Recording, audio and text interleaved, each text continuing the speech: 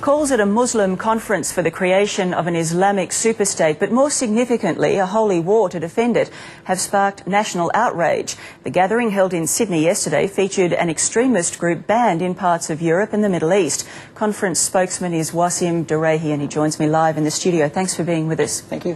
Why shouldn't Australians be worried about you when your speakers yesterday variously called for jihad, suggested that those who promote disunity should be killed, that young Muslims should seek military training, effectively take up arms? Well, essentially the purpose of the conference was to highlight the political reality that currently exists in the Muslim world. Our efforts are not directed towards Australia, nor is it directed towards altering the domestic political realities of this country, and I think this entire discussion needs to be kept within that context. But it is directed at Australia when you're recruiting here, when you hold that seminar here.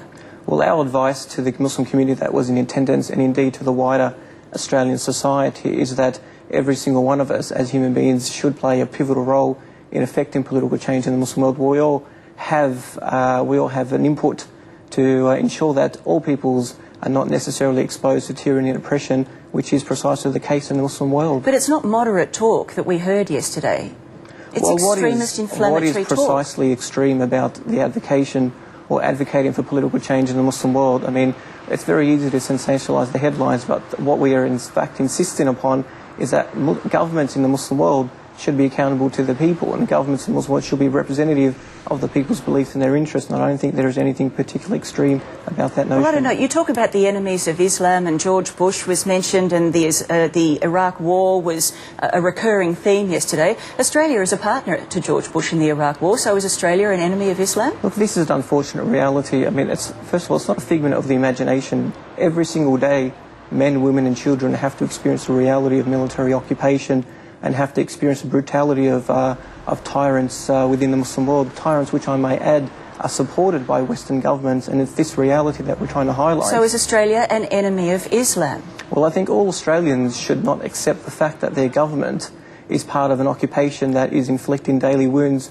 upon the people of Iraq and Afghanistan and other places in the Muslim world. Is Australia an enemy of Islam in your view? And should we prepare for jihad as an enemy of Islam? Well, I think how we should construct the argument is that as human beings we all have a vested interest to ensure that no one is necessarily or has to endure the horrors Why won't you answer that question? Why can't you answer that question? It's a clear yes or no answer. In your view, is Australia an enemy of Islam, and should we expect to be targeted by the jihad that you talked about yesterday? Well, let's keep things in context. The reference to jihad was a reference to self-defence. This was in the context of a discussion that was taking place about the potential challenges after the re-establishment of the caliphate, and this whole debate has been had in the context of the Khilafah state, the caliphate state, preparing as an act of self-defence against potential foreign aggression.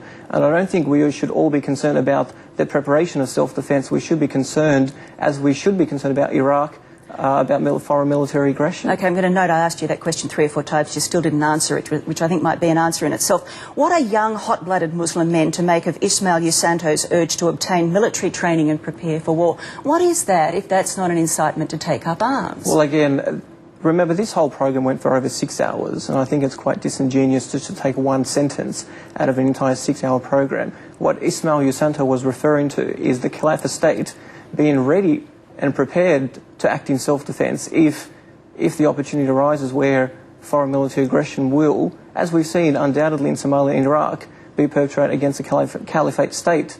And I don't think that's a particularly disturbing argument. Every peoples would accept that if a country is occupied, then the people should be prepared and have a duty to resist that occupation. You have said repeatedly that you're merely pushing a political agenda, but so does Osama bin Laden. And so does John Howard, and it's not the Muslims that are sending armies. But Osama bin Laden's political agenda is not so different to yours. Well, let's put it this way. It's not the Muslims who are sending armies halfway around the world. It's not the Muslims who are inflicting daily horrors upon the Muslims of Iraq and Afghanistan and other places. I mean, let's keep things in context. We are expressing a political thought, whereas the Muslim world is experiencing daily horrors. It is the Muslims who are perpetrating acts of terrorism, terrible acts of terrorism. Well, terrorism is a politicised term, and we have to keep things on an equal balance.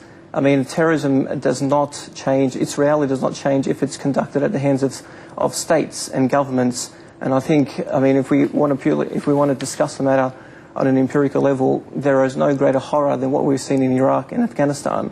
And my message to all Australians is that we cannot, as human beings, accept the daily horrors that are inflicted upon the Muslim world. Okay, we'll leave it there. Thanks for your time. Thank you very much. Muslim leader Wassim Doureihi.